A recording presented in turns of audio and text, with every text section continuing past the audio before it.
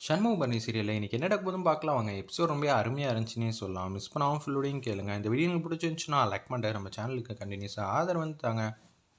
சண்முகம் வந்து யோசிச்சிட்டே இருக்காங்க. அப்பன்னு பார்த்து நம்ம சனி அண்ணனை வந்து ஒவ்வொரு ஃபோனாக வந்து சவுந்தரபாண்டிக்கு வந்து சொல்கிறாங்க. அப்படியே வந்து வாய்ஸை மாற்றி மாற்றி பேசிக்கிட்டே இருக்காங்க. இதை வந்து கேட்டுடுறாங்க. அரிசி மூட்டை எடுத்துகிட்டு வரப்ப நம்ம பாக்கியமும் பக்கத்தில் இருக்கிற எசக்கியும், என்னத்த மாமனார் வந்து பொம்பளை வாய்ஸில் வந்து பேசிகிட்டு இருக்காரு, இது என்னமோ ஒரு விஷயமா இருக்கே, எதுக்காகன்னு தெரியலையே, அப்போனா நிச்சயம் பரணியை தோக்கடிக்காவா தான் இவங்க இது மாதிரிலாம் கேவலமாக திட்டம் போட்டுட்டு இருக்காங்க. முதல்ல இந்த விஷயத்த வந்து அண்ணன்ட்ட வந்து சொல்லணும். ஃபஸ்ட்டு இந்த அரிசி மூட்டை எடுத்து உள்ளே வச்சுட்டு வந்துடுவோம், அதுக்கப்புறம் எதுவும் வந்தாலும் பேசிக்கலாம்னு சொல்லிட்டு நம்ம பாக்கியமோ இசைக்கும் அரிசி மூட்டையை தூக்கி உள்ளே வச்சுக்கிட்டு இருக்காங்க. அதே மாதிரி ஒவ்வொருத்தங்களுக்கெல்லாம் அவங்க ஃபோன் பண்ணி பேசிக்கிட்டே இருக்காங்க. சண்முக நம்பர் வந்து கொடுத்துட்றாங்க. அந்த இடத்துல நம்ம சனி அண்ணன் ஒரு பக்கம் வந்து இது சண்முக நம்பர்னு தெரியாமே வந்து சவுந்தரபாண்டி வந்து ஹலோ அவ்வோ அறியுங்கிற மாதிரி காமெடி பண்ணிட்டு இருக்காப்புல. என்னல்ல நீ பேசுகிறத பார்த்து நான் மயங்கிடுவேனா, இல்லை என்னை பார்த்தா உனக்கு என்ன தெரியுதுன்னு சொல்லி அந்த இடத்துல வந்து என்னென்னலாம் திட்டணுமோ எல்லாமே சிறப்பாக திட்டி முடிச்சிடுறாங்க. உடனே வந்து வாங்கிடுறாங்க. நம்ம முத்துப்பாண்டி வாங்கி ஃபோனை வந்து கட் பண்ணிடுறாங்க.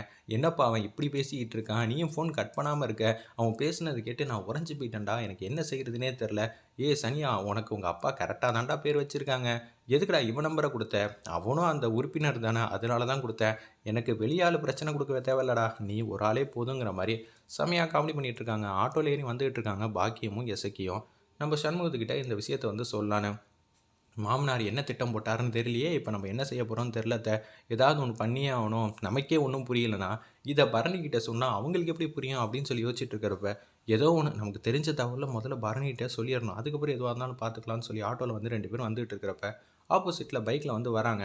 நம்ம சண்முகமும் பரணியும் வந்துக்கிட்டு இருக்கிறப்ப எசக்கி வந்து கையை காட்டி நிப்பாட்ட சொல்கிறாங்க. உடனே வந்து நிப்பாட்டிடுறாங்க. அண்ணன் மிகப்பெரிய பிரச்சனை அண்ணன், அவர் ஏதோ ஒரு திட்டம் போட்டுட்டாரு, நம்மளால் எதுவுமே செய்ய முடியாதுன்னு நினைக்கிறேன். அப்படி என்ன பண்ணுறாரு, ஒரு 20 பேர்கிட்ட வந்து லிஸ்ட்டு வந்து வச்சுருக்காங்க. அந்த லிஸ்ட்டில் வந்து உன் பேரும் இருந்துச்சா என்ன ஏதுன்னு தெரிலண்ணே, ஆனால் எல்லாட்டையும் வந்து இது மாதிரி வாய்ஸை மாற்றி பொம்பளை வாய்ஸில் வந்து பேசிகிட்டு இருந்தாங்க அப்படின்னு சொல்கிறாங்க. அந்த இடத்துல என்னது பொண்ணு வாய்ஸில் வந்து பேசிகிட்டு இருந்தாங்களா, இதுக்கு பின்னாடி என்ன இருக்கும், புதுசாக வந்து சை திட்டம் போடுறாங்க, என்ன நடக்க போகுதுன்னு தெரியலையே சண்முகம். ஆமாம், உன் மாமனார் வந்து ஆட்டத்தை வந்து ஆரம்பிச்சிட்டாங்க, முடிச்சு வைக்கிறது இந்த சண்முகமாக தான் இருக்குங்கிற மாதிரி சொல்லிகிட்டு இருக்காங்க. அந்த இடத்துல நம்ம சண்முகம் ஒரு பக்கம் வீட்டில் வந்து கேஷுவலாக வந்து யோசிச்சுட்டு இருக்கிறப்ப எல்லாரும் ஒன் பை ஒன்னாக வந்து வந்துகிட்டு இருக்காங்க. ஒரு வேன் வந்து ரெடி பண்ணியிருக்காங்க போல இருக்குது. நம்ம சவுந்தரபாண்டி, முத்துப்பாண்டி, சனியன் 3 பேர் சேர்ந்து ஒரு வேனை ரெடி பண்ணியிருக்காங்க.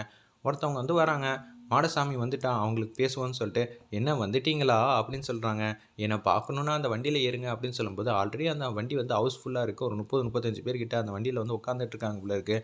எல்லாரும் இங்கே தான் இருக்கீங்களா, சித்தப்பா நீங்கள் இருக்கீங்களா, மாமா இங்கே இருக்கீங்களான்னு ஒருத்தர் வந்து அப்படியே எல்லார்ட்டையும் நல்லா விசாரிச்சுட்டு இருக்க மாதிரி காட்டுறாங்க. அந்த இடத்துல செம காமெடியாக இருந்துச்சுன்னே சொல்லலாம் அந்த சீன்லாம். ஒரு பக்கம் சவுந்தரபாண்டி, முத்துப்பாண்டி, சனி அண்ணன் 3 பேர் வராங்க. பெட்டி பெட்டியாக பார்சலில் வந்து என்னென்னமோ வந்து எடுத்துகிட்டு வந்துட்டு இருக்காங்க பாட்டில்லாம். அப்படியே வண்டியில் வந்து ஏறுறாங்க. என்னண்ணே நீங்கள் வந்திருக்கீங்க? ஆமாம், எனக்கும் தான் ஃபோன் வந்துச்சு. ஃபோன் வந்து பேசுனதுனால அந்த பொண்ணு நல்லா இருப்பாளா இல்லையான்னு சரியா எனக்கு தெரியலப்பா அப்படின்னு சொல்லிடுறாங்க. என்ன அண்ணாச்சி இப்படி சொல்கிறீங்க அப்படின்னு சொல்லும்போது, உங்களுக்காக தான் வந்து நான் இதெல்லாம் வாங்கிட்டு வந்தேன், என்ன வேணாலும் சாப்பிடுங்க, உங்களுக்காக தான் அப்படின்னு சொல்லி அந்த இடத்துல பேசுகிறாங்க.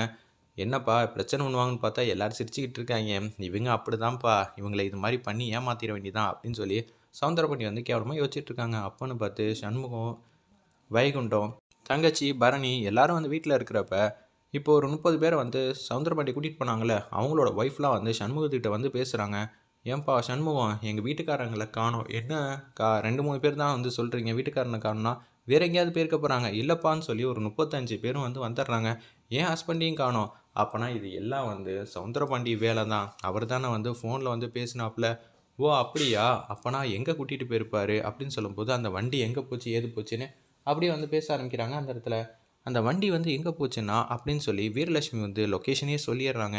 இது மாதிரி இருக்கிற இடத்துல என்னென்னலாம் ஃபெசிலிட்டிஸ் இருக்குன்னு எல்லாத்தையும் சொல்கிறாங்க. ஸ்விம்மிங் ஃபூலு அது இதுன்னு இருக்கிறத கேட்டோன்னே அப்படியே வந்து அவங்கெல்லாம் ஃபீல் பண்ணி அழுகுறாங்க. அச்சச்சோ என்ன மனுஷன் இனி அப்படின்னு சொல்லி வேதனையோடு இருக்காங்க. சண்முகம், தயவு செஞ்சு என் ஹஸ்பண்டை வந்து கூட்டிகிட்டு வந்துருப்பா சீக்கிரம், உன் மேலே தான் வந்து மழை போல் நம்பிக்கை வச்சுருக்கேங்கிற மாதிரி அவங்க ஒய்ஃப்லாம் வந்து சோகமாக பேசிட்டு அங்கேருந்து கடந்து போகிறாங்க.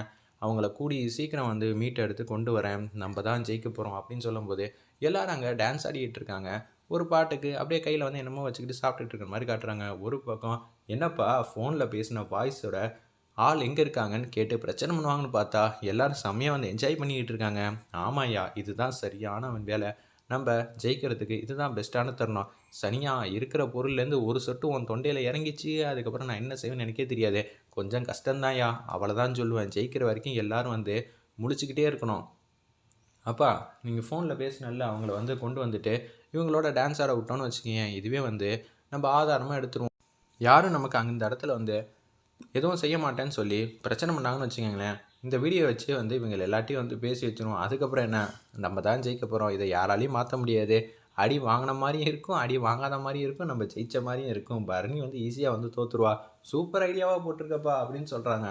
ஒருத்தவங்க வந்து பேசுகிறாங்க நம்ம சவுந்தரபாண்டிக்கிட்ட, ஐயா ஃபோனில் பேசுனவங்க எங்கே இருக்காங்க, நான் அவங்கள பார்த்தே ஆகணுங்கிற மாதிரி அந்த இடத்துல கேட்டோன்னே, ஏ பார்த்தியா எப்படியெல்லாம் இருக்காங்க அப்படின்னு சொல்லி சவுந்தரபாண்டி வந்து நக்கல் அடித்து சிரிக்கிறாங்க.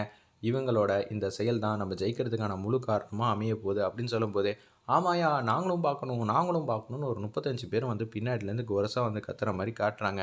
அப்பா ஆதாரத்தை எடுத்துட வேண்டியதான், நான் அந்த வேலையை பார்க்குறேன், நீ ஃபோன் அடித்து கூப்பிடுப்பா அப்படின்னு சொன்னோன்னே, அவசரப்படாதீங்க அப்படின்னு சொல்லி சவுந்தரபாண்டி பேசுகிற மாதிரி காட்டி இந்த எபிசோடை வந்து பிரமாதமாக முடிச்சிருந்தாங்க. ஒரு பக்கம் இவங்க எந்த லொக்கேஷனில் இருக்காங்கன்னு சொல்லி நம்ம சண்முகத்துக்கும் பரணிக்கும் தெரிஞ்சிச்சு. பைக்கில் வந்து மாதம் அந்த இடத்துக்கு வர மாதிரி காட்டுறாங்க. வேறு லெவலில் எக்ஸ்ட்ரா நிறையா இருந்துச்சுன்னே சொல்லலாம் எபிசோட்.